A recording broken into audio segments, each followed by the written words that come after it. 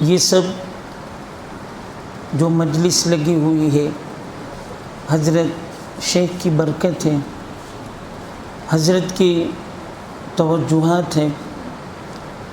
اللہ والے صاحب دل ہوتے ہیں، ان کی روحانی توجہات اور برکات کی وجہ سے اللہ تعالیٰ دنیا میں خیر ڈالتے ہیں، شر فساد فتنے کو اللہ تعالیٰ ختم فرماتے ہیں۔ اہل اللہ جن علاقوں سے گزر جاتے ہیں، جن بستیوں سے گزر جاتے ہیں، اللہ تعالیٰ ان علاقے والوں کو اور ان بستیوں والوں کو اللہ تعالیٰ ہدایت عطا فرماتے ہیں۔ آپ حضرات بھی خاص طور سے اہل بڑودہ یہ سب بڑے خوش نصیب ہیں کہ ایسی شخصیت کی بار بار یہاں پر آمد اور رفت کا سلسلہ قائم اور دائم فرمایا ہے۔ اس پر زیادہ سے زیادہ اللہ کا شکر ادا کرنا چاہیے، اور ان اہل اللہ کا اللہ تعالیٰ سایہ ہم تمام پر قائم اور دائم فرمائے، اس کی دعائیں کرتے رہنا چاہیے۔ میں نے جو آیت کریمہ کی تلاوت کی، اللہ تعالیٰ ارشاد فرماتے ہیں والذین آمنوا اشد حبا للہ، کہ ایمان والے وہ اللہ سے سب سے زیادہ محبت کرتے ہیں۔ اصل اس کا نام تصوف پڑ گیا ہے، اصل احسان اور یہ تمام صفتوں سے اللہ تعالیٰ نے اس کام کو مالا مال فرمایا ہے۔ تو یہ تمام دوڑ و بھاگ، ذکر و اذکار، یہ سب جو کچھ کرایا جاتا ہے، اصل یہ ہے کہ اللہ کی محبت ہمارے دلوں کے اندر پیدا ہو جائے۔ ہم جب اللہ والوں سے بیعت ہو جاتے ہیں، نسبت قائم کر لیتے ہیں، تو پھر وہ دھیرے دھیرے ہمارے اوپر توجہ ڈالتے ہیں۔ جیسے ان کی زندگیوں میں اللہ کی محبت ہوتی ہے، صبغت اللہ میں وہ رگے ہوئے ہوتے ہیں، تو پھر دھیرے دھیرے اللہ کی محبت متوسلین میں اللہ تعالیٰ ودیت عطا فرماتے ہیں، قائم فرما دیتے ہیں۔ جب اللہ کی محبت مل جاتی ہے تو پھر ایمان میں، اعمال صالحہ میں اللہ تعالیٰ لطف پیدا فرما دیتے ہیں، لذت پیدا فرما دیتے ہیں۔ بڑی بڑی جو احادیث کی کتابیں ہیں، اس میں عنوان اور باب کے طور پر باب حلاوت الایمان، کہ اللہ تعالیٰ نے ایمان کے اندر حلاوت رکھا ہے، اللہ تعالیٰ نے ایمان کے اندر لذت رکھا ہے، یہ اللہ تعالیٰ پیدا فرما دیتے ہیں۔ اہل اللہ کی زندگیاں جو ہم دیکھتے ہیں، رات بھر عبادت کرتے، دن میں روزہ رکھتے، مجاہدہ کرتے، وہ اللہ کی محبت میں سرشار رہتے تھے۔ اس کے لیے ان کے لیے یہ سب مجاہدہ کرنا اور اتنا سارا اعمال کرنا لذت کی وجہ سے اللہ تعالیٰ آسان فرما دیتے ہیں۔ بے شمار اہل اللہ کے واقعات ہیں کہ وہ جب اللہ کا ذکر کرتے تھے، اللہ کی محبت میں سرشار ہو جاتے تھے۔ ذکر جہری وغیرہ میں ایسی تراوت محسوس ہوتی تھی کہ ان کے زبان کے اندر ایسا لگتا تھا کہ مٹھاس پیدا ہو گیا۔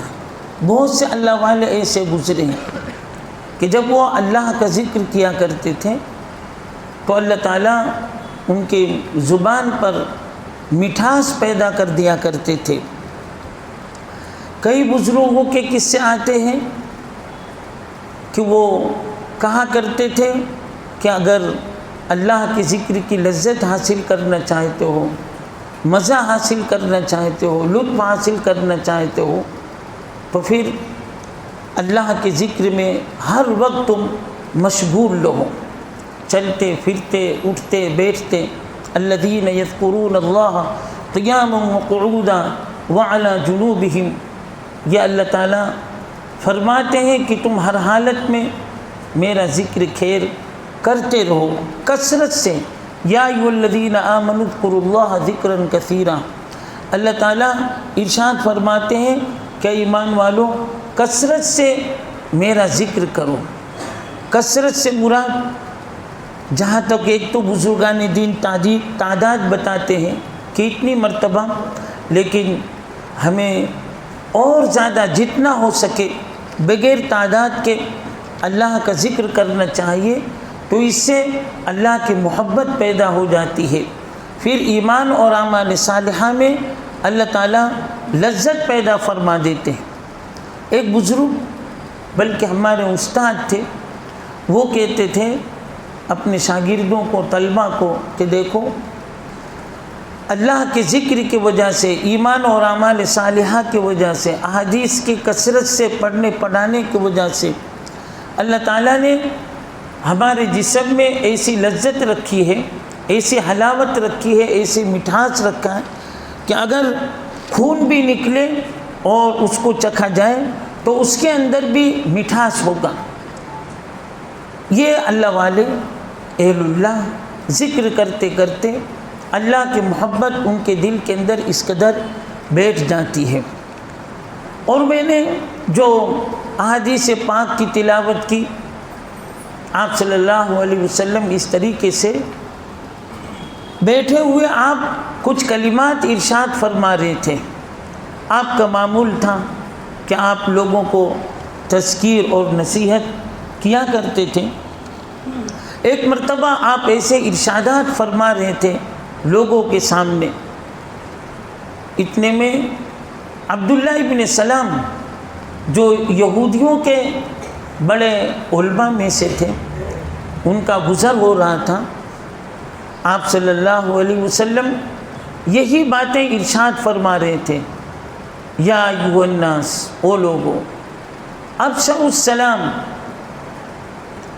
لوگوں میں سلام کا رواج کرو۔ بس وہ سنتے ہی رک گئے کہ آخر یہ کیا بات ارشاد فرما رہے ہیں۔ اللہ تعالیٰ نے آپ کو جوامع الکلم عطا فرمایا تھا کہ آپ مختصر جملے کہا کرتے تھے، لیکن اس کے اندر بہت سارے مضامین سمٹ جایا کرتے تھے، آپ کے مختصر جملے ہوا کرتے تھے۔ تو آپ ارشاد فرما رہے تھے چھوٹے چھوٹے الفاظ کے ساتھ، وہ کھڑے ہو گئے اور سنتے رہے۔ تھوڑی دیر کے بعد اللہ تعالیٰ نے ان کو سعادت عطا فرمائی کہ آپ کے ان کلمات کی وجہ سے وہ ایمان میں داخل ہو گئے، اسلام میں داخل ہو گئے۔ آپ یہ ارشاد فرما رہے تھے، یا ایھا الناس افشوا السلام، اے لوگوں سلام کا رواج ڈالو، کثرت سے سلام کرو، چلتے پھرتے اٹھتے بیٹھتے، کوئی بھی ملے، پہچان والا ہو نہیں پہچان والا ہو، سلام کیا جائے۔ سلام کرنے سے خیر پھیلتی ہے، محبت پھیلتی ہے۔ کسی نے کسی کو سلام کر لیا، گویا کہ اب اس کو وہ امن دے دیا کہ اب اس کی طرف سے شر پہنچنے کا، تکلیف پہنچنے کا کوئی خطرہ نہیں۔ افشوا السلام، تطعموا الطعام، لوگوں کو کھانا کھلایا کرو۔ کھانا کھلانا، جیسے ابھی خانقاہوں میں کھانا کھلانے کا رواج، دیکھو ابھی ہم لوگوں نے کھانا کھایا، ایسے اہل اللہ ان کے دسترخوان آج بھی آباد ہیں، اللہ تعالیٰ کی مدد ان کے ساتھ ہوتی ہے، اور اہل اللہ کے دسترخوان جہاں پر جاتے ہیں ان کے دسترخوان کو اللہ تعالیٰ آباد کرتے ہیں۔ تطعموا الطعام، لوگوں کو کھانا کھلایا کرو۔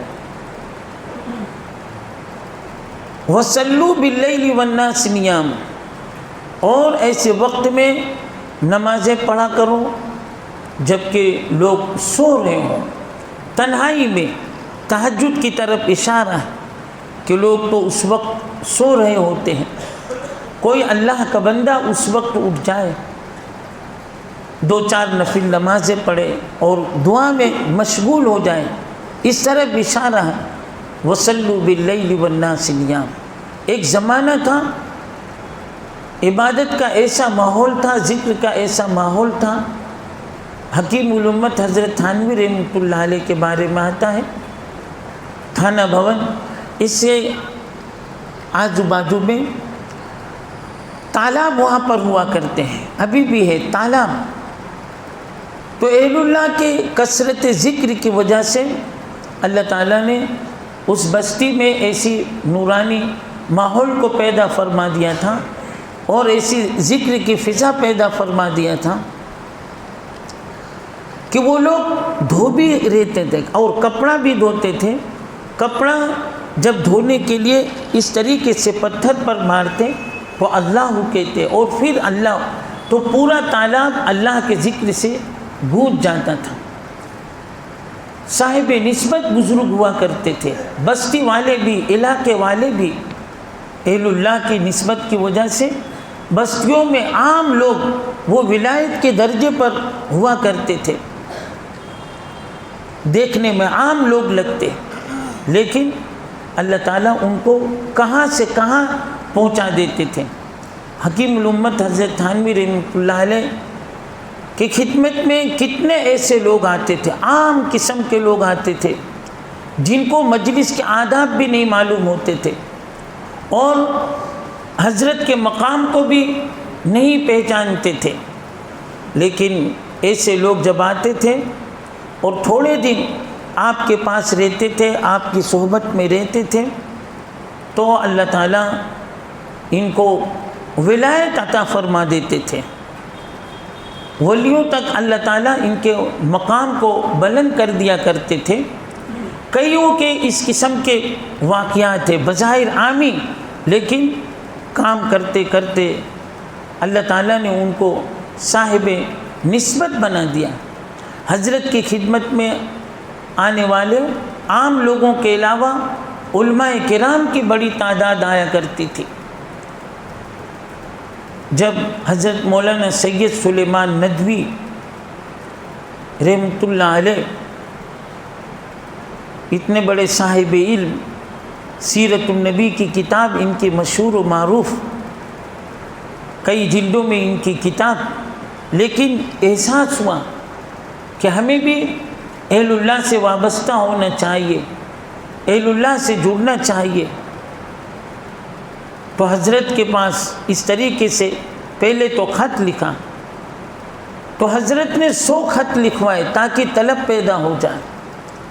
پھر جب حضرت کی خدمت میں پہنچے اور حضرت کے پاس رہے تو کہنے لگے کہ میں تو یہاں پر اپنے آپ کو کچھ نہیں پاتا، میں یہ سمجھتا تھا میں یہ ہوں یہ ہوں۔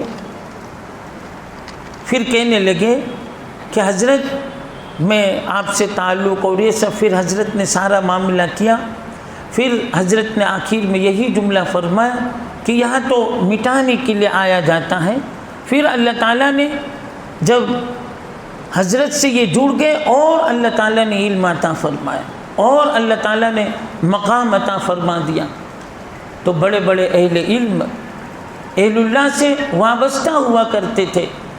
بعض کتابوں میں ایسے واقعات آتے ہیں کہ وہ حضرت کے استاد تھے، لیکن پھر وہی استاد جب شاگرد محنت کرتے کرتے اس مقام تک پہنچے تو استاد آئے اور کہا کہ ہمارا ہاتھ یعنی سنبھال لو، ہم اس طریقے سے ایسا ہو رہے ہیں، اور پھر ان سے استفادہ کیا۔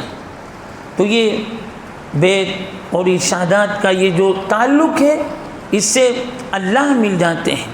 تو افشوا السلام تطعموا الطعام وصلوا باللیل والناس نیام، ایسے وقت میں نمازیں پڑھے جب کوئی دیکھنے والا نہیں، تنہائی میں، تطعموا الطعام وصلوا باللیل والناس نیام ان تدخلوا الجنۃ بسلام۔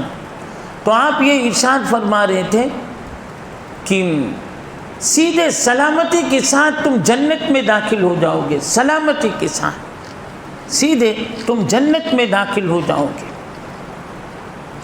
جنت میں جانا آسان ہے۔ صحابہ کرام رضوان اللہ تعالی علیہ مجمعین بھی آپ سے استفسار سوالات کیا کرتے تھے، یا رسول اللہ صلی اللہ علیہ وسلم ہم جنت میں جانا چاہتے ہیں، کوئی عمل بتا دیجئے۔ تو آپ موقع اور محل کی مناسبت سے ارشادات فرما دیا کرتے تھے کہ آپ یہ عمل کرو، آپ یہ عمل کرو۔ جس کے اندر کچھ کمی دیکھتے تھے، ایک کے اندر کمی دیکھا کہ والدین کی اطاعت میں کمی ہے، تو فرمایا کہ اپنے والدین کے ساتھ حسن سلوک کا معاملہ کرو، والدین کی خدمت کرتے کرتے جنت میں چلے جاؤ گے۔ بعضوں کو دیکھا کہ اللہ کے ذکر فکر میں کمی ہے، تو ان کو بتایا کہ کثرت سے ذکر کرو تو تم سیدھے جنت میں پہنچ جاؤ گے۔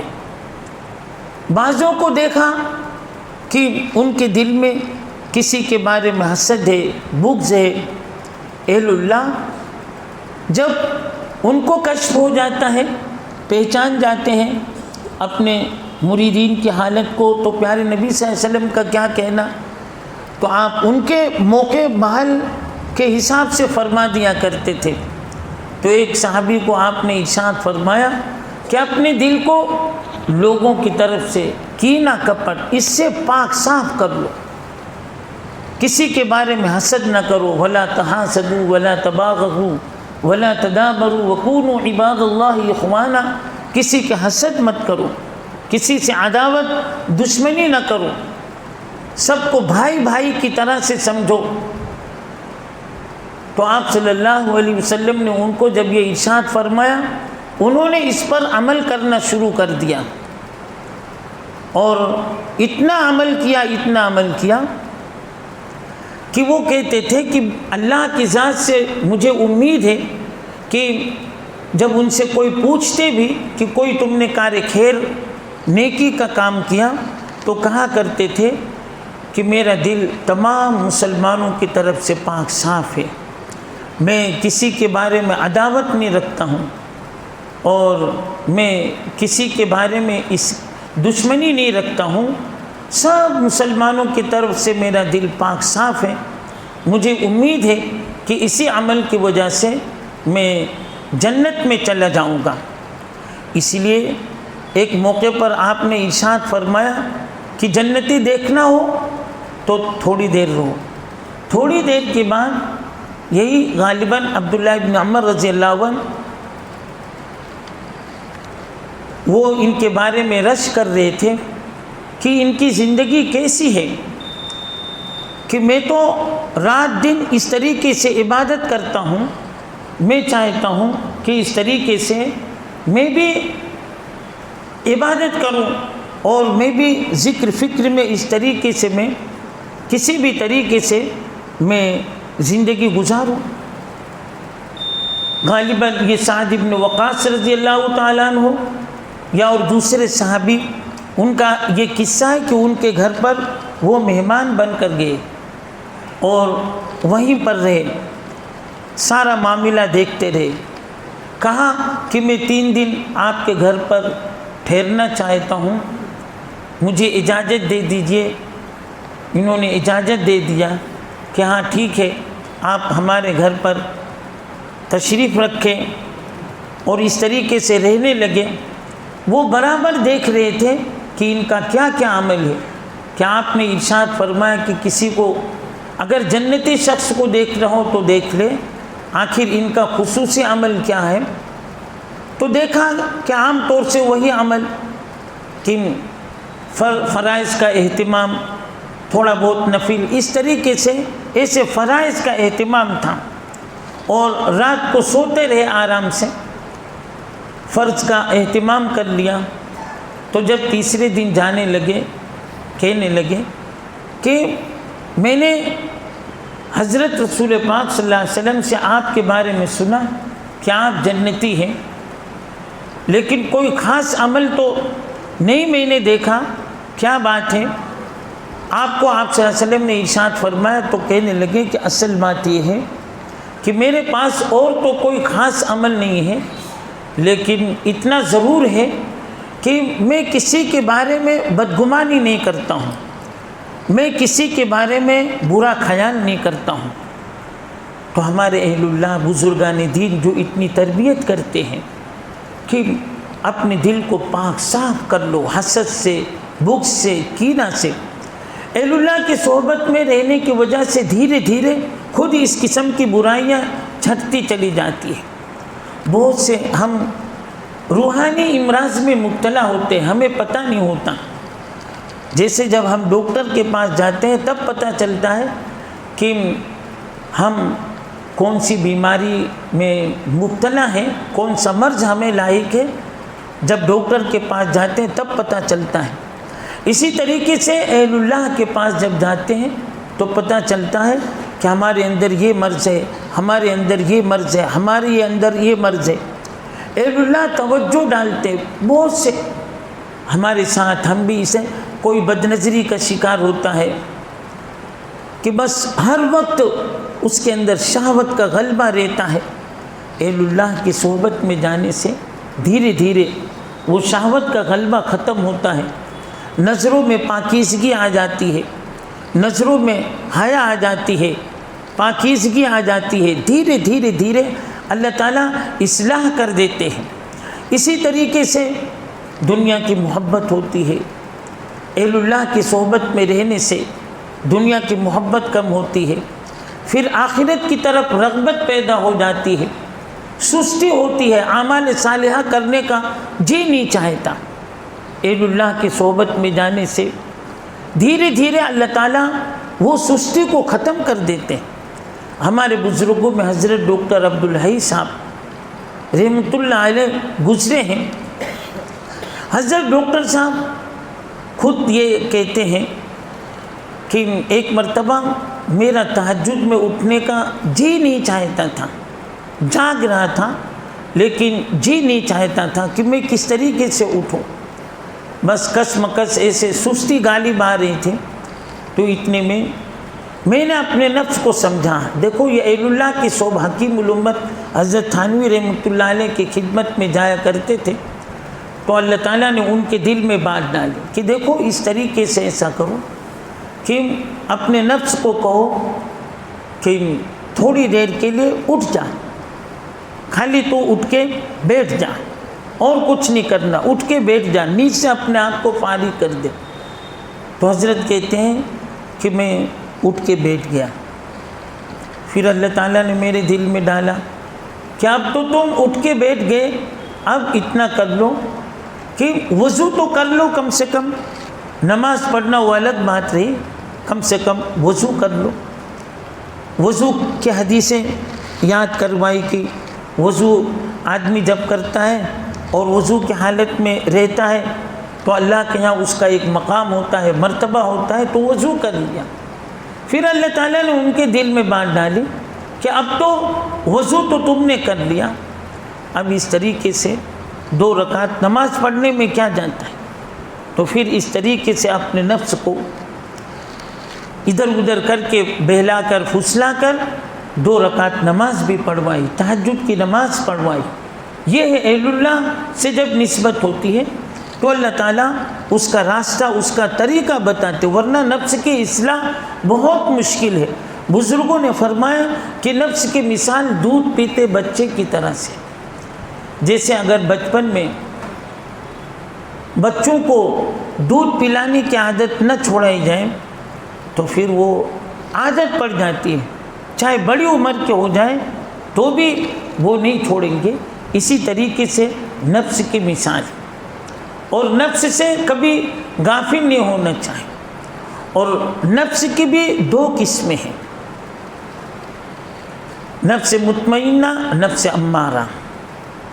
حضرت یوسف علیہ السلام کو اللہ تعالیٰ نے جب بچا لیا گناہ سے تو وہ جو دعا مانگی اللہ تعالیٰ نے قرآن میں ذکر کر دیا، وَمَا أُبَرِّئُ نَفْسِي إِنَّ النَّفْسَ لَأَمَّارَةٌ بِالسُّوءِ إِلَّا مَا رَحِمَ رَبِّي، کہ پروردگار تیرا شکر ہے، تیرا احسان ہے کہ تو نے مجھے گناہ سے بچا لیا، اور کیوں؟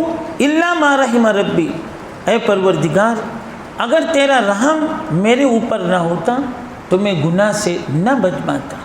الا ما رحم ربی، اللہ کے رحم کو اور اللہ کی محبت کو اپنے ساتھ میں رکھنے کی ضرورت ہوتی ہے۔ یہ آپ صلی اللہ علیہ وسلم دعا مانگا کرتے تھے، اللہم انی اسألک نفسا مطمئنہ ان تؤمن بلقائک، کہ اللہ تو مجھے نفس مطمئنہ عطا فرما، نفس مطمئنہ جو ہمیشہ اطاعت کی طرف اور عبادت کی طرف لے کر چلائے، ایسا نفس مانگنا چاہیے۔ تھوڑی سی جب نفس کی اصلاح ہو جاتی ہے اہل اللہ کی صحبت کی برکت سے، تو اعمال کرنا وہ آسان سے آسان تر ہوتا چلا جاتا ہے۔ شروع میں مشکل ہوتا ہے، شروع میں مجاہدہ کرنا پڑتا ہے، لیکن پھر دھیرے دھیرے دھیرے دھیرے یہ عادت بن جاتی ہے۔ پھر اس کے لیے بڑے بڑے عمل کرنا وہ آسان سے آسان تر ہو جاتا ہے۔ نہیں دیکھتے خانقاہوں میں لوگ 3 بجے اٹھ جاتے ہیں، 4 بجے اٹھ جاتے ہیں، رمضان میں کتنا مجاہدہ، لیکن پھر بھی اللہ تعالیٰ طاقت اور قوت دے دیتے ہیں اہل اللہ کی صحبت کی برکت کی وجہ سے، کہ لوگ تہجد بھی پڑھ رہے ہیں، روزہ بھی رکھ رہے ہیں، مجالس میں بھی جڑ رہے ہیں۔ اللہ تعالیٰ طاقت اور قوت اور اللہ تعالیٰ ہمت عطا فرما دیتے ہیں۔ اللہم انی اسألک نفسا بک مطمئنہ، نفس مطمئنہ کی دعا کرتے رہنا چاہیں، اور برے نفس سے پناہ مانگنا چاہیں کہ اللہ تو ہمیں نفس کے حوالے نہ کر رہا، اللہ سے دعا مانگتے رہنا چاہیں۔ حضرت مولانا الیاس صاحب رحمۃ اللہ علیہ آخر عمر میں خاص طور سے یہ دعا کو بہت پڑھا کرتے تھے، اللہم اصلح لنا شاننا کلہ ولا تکلنا الی انفسنا طرفۃ عین، اے اللہ تو میری اصلاح تو فرما دے، ساتھ ساتھ میں مجھے نفس کے حوالے نہ کر۔ اگر تو مجھے نفس کے حوالے کر دے گا تو میں تباہ ہو جاؤں گا، میں برباد ہو جاؤں گا۔ تو پناہ مانگنا چاہے کہ کہیں نفس جو چاہے ہم وہی کریں، ہمیشہ نفس کی مخالفت کرتے رہنا چاہیے۔ یہ سب اصلاحی باتیں ہوتی ہے۔ جتنا ہم اہل اللہ کی صحبت میں رہیں گے اللہ تعالیٰ ہماری تربیت بھی کرتے رہیں گے، اور ہمارے اللہ تعالیٰ اصلاح بھی کرتے رہیں گے۔ اور اس زمانے میں اہل اللہ کی صحبت کا اختیار کرنا بہت ضروری ہے۔ چاروں طرف بے دینی لادینی، چاروں طرف ہم لوگ مسجد میں بیٹھے ہوئے، تب تک اس طریقے سے ابھی ہم اللہ کی طرف متوجہ ہیں، اللہ کی طرف ہمارا دھیان ہے، غفلت نہیں ہے۔ ان مجلسوں کی یہ برکت ہے کہ غفلت نہیں ہے، ابھی ہم اللہ کی یاد میں بیٹھے ہوئے ہیں، اور ہمارے دلوں پر ہمارے قلب پر ایک کیفیت طاری ہے، لیکن باہر جانے کے بعد یہ کیفیت نہیں رہتی۔ باہر جانے کے بعد ہمارا دل بدل جاتا ہے۔ تو ایسے صحبتوں میں رہیں گے، اللہ والوں کے مجلسوں میں بار بار آتے رہیں گے، جاتے رہیں گے، اس کی برکت سے اللہ تعالیٰ غفلت سے ہمارے دل کو بچا لیں گے، غفلت نہیں ہوگی۔ چاہے کیسے بھی ماحول میں چلے جائیں، چاہے کیسے بھی ماحول میں چلے جائیں، برائیوں کا ماحول، بے دینی کا ماحول، چاہے جیسے ماحول میں چلے جائیں گے اللہ تعالیٰ ہماری حفاظت فرمائیں گے۔ حضرت مولانا پیر ذوالفقار صاحب دامت برکاتہم وہ بتا رہے ہیں کہ دیکھو الگ ماحول میں اگر آدمی اللہ کی طرف متوجہ رہے گا اللہ تعالیٰ اس کی کیسی حفاظت فرمائیں گے۔ حضرت روس کا سفر کر رہے تھے، یہ کتابوں میں یہ واقعات لکھے بھی ہیں۔ حضرت روس کا سفر کرتے کرتے کرتے جا رہے تھے تو کچھ لوگ، خاص طور سے انگریز، وہ نوجوان شراب کباب گناہ معصیت ان میں وہ مست ہو کے زندگی گزار رہے تھے۔ ان کی ایسی زندگی ہوتی ہے، پورا ہفتہ کماتے ہیں اور ایک دن میں سب گنوا کے رکھ دیتے ہیں. ان کے اوپر رحم کھانا چاہیے. کتنی محنت کرتے ہیں لیکن ایک ہی دن میں سب پیسہ خرچ کر دیتے. تو اس طریقے سے حضرت کا سفر ہو رہا تھا, جا رہے تھے, تو انگریز لوگ اٹھ گئے, کہنے لگے کہ ہم آپ جیسا بننا چاہتے ہیں. اللہ تعالیٰ نے اہل اللہ کے چہرے میں کشش رکھی ہے. اللہ تعالیٰ اہل اللہ جو بزرگان دین ہیں ان کی پیشانیوں پر اللہ تعالیٰ نور رکھتے ہیں. ہمارے جو بزرگ ہیں, ہمارے جو شیخ ہیں, ہم تھوڑا سا اشارے میں کہتا ہوں, یہ سب باتیں اللہ تعالیٰ نے رکھی. تو حضرت اس طریقے سے گزر رہے تھے, نورانی چہرے کو دیکھ کر وہ لوگ لپکنے لگے. تو حضرت کو اچھا موقع ملا, کہا کہ اچھا ٹھیک ہے, ہمارے جیسا بننا چاہے تو ٹھیک ہے, ہمارے ساتھ چلو. پھر ان لوگوں کو لے کر گئے قریب اور کچھ اس قسم کی باتیں کی. پھر حضرت نے توجہ ڈالی. حضرت دل پر انگلی رکھ کر بھی اس طریقے سے عمل کرتے ہیں. سب کے اوپر عمل کیا. تھوڑی دیر میں تو ان کے دل کی کایا پلٹ گئی اور یہ سب رونے لگے, اور روتے روتے حضرت کے قدموں میں آ گئے اور پھر چلتے رہے کہ آپ ہم کو نہیں چھوڑیں.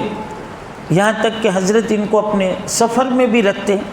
آج کی تاریخ میں بھی حضرت ان کو سفر میں رکھتے, جاتے تو کہیں ان کو لے کر جاتے ہیں. یہ دھیرے دھیرے ایسے نیک بنے, ایسے اللہ والے بن گئے کہ آپ ان کو دیکھیں گی تو میں نے ایسے لوگوں کو دیکھا, آپ فرق نہیں کر سکتے.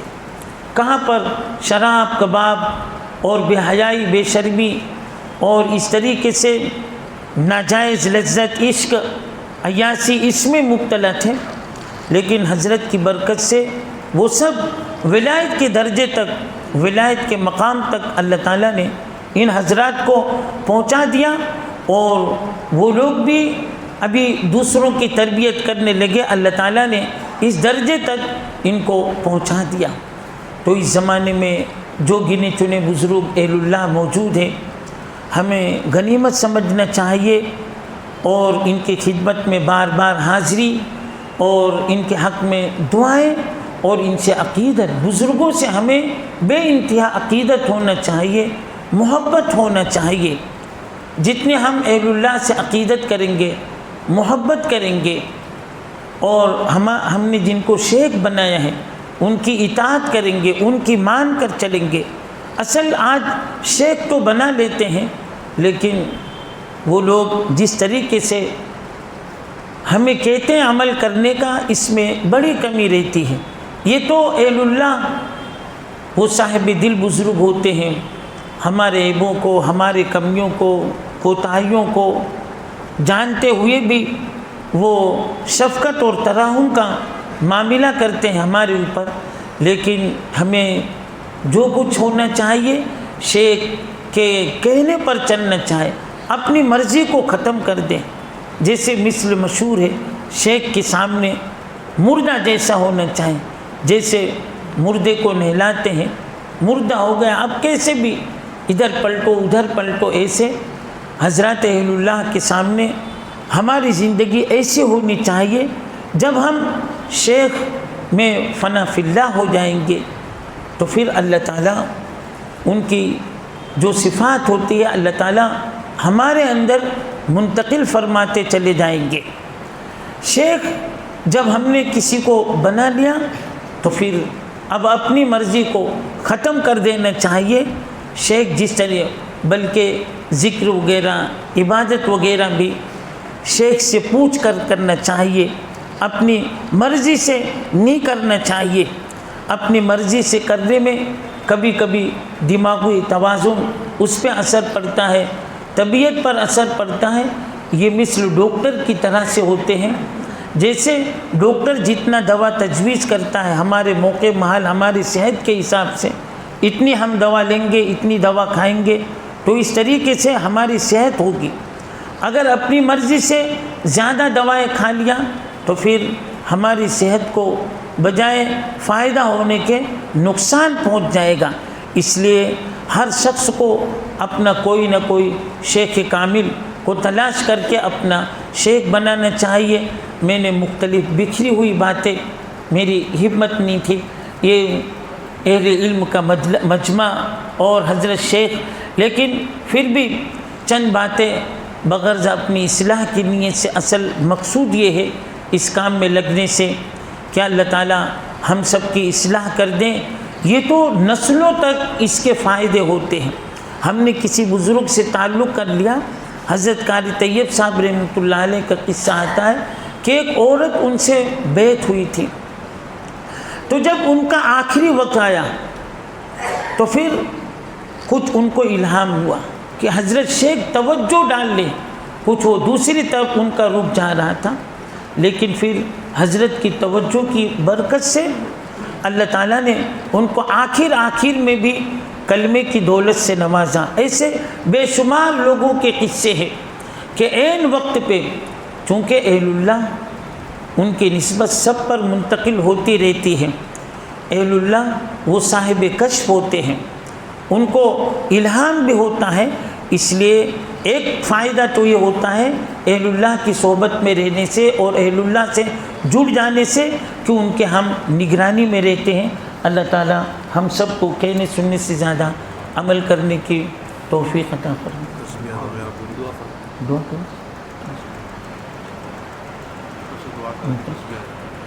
اللہم صلی علی سیدنا مولانا محمد وصحبہ وبارک وسلم۔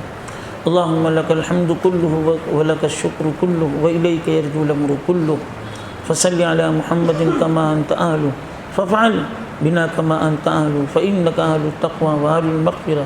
یا اللہ تو ہمارے تمام گناہوں کو معاف فرما، ہماری تمام سیئات کو حسنات سے مبدل فرما، رحم و کرم فضل عافیت سہولت عفو درگزر کا معاملہ فرما، ہمارے شیخ کی عمر میں علم میں یا اللہ طاقت اور قوت میں برکت عطا فرما۔ اتنی بڑی تعداد متوسلین کی آئی ہوئی ہیں یا اللہ، جتنے بھی آئے ہیں یا اللہ اس میں علماء کرام ہیں، اپنے اپنے علاقے کے محدثین ہیں، مفسرین ہیں، یا اللہ اتنا بڑا مجمع تو نے خیر کے لوگوں کا جمع کر دیا، سب کا آنا قبول فرما۔ یا اللہ اس مجلس کی برکت سے ہمارے حضرت شیخ کی آمد اور ان اہل اللہ اور علماء کرام کے آنے کی برکت سے یا اللہ ہمارے شہر بڑودہ اور اطراف بلکہ پورے گجرات، پوری دنیا میں یا اللہ ان کی فیض کو عام تام فرما دے، اس کے مجلس کی برکت سے برائیوں اور کو ختم فرما دے، عالم اسلام کی حفاظت فرما، مسلمانوں کی جان مال عزت آبرو کی حفاظت فرما۔ ہمارے نبی صلی اللہ علیہ وسلم نے جتنی خیر اور عافیت کی لائن سے دعائیں مانگی ہے وہ خیر عافیت ہم سب کو نصیب فرما، جتنی شرور و فتن سے پناہ چاہیے ہم پناہ چاہتے ہیں، ہم سب کو پناہ عطا فرما۔ ہماری اس مقصد دعا کو اپنے فضل کرم حضرت رسول پاک صلی اللہ علیہ وسلم کے صدقے تو فعل سے ہماری تمام تر دعاؤں کو قبول فرما۔ وصلی اللہ تعالی علی خیر خلقہ محمد وعلی آلہ واصحابہ اجمعین برحمتہ۔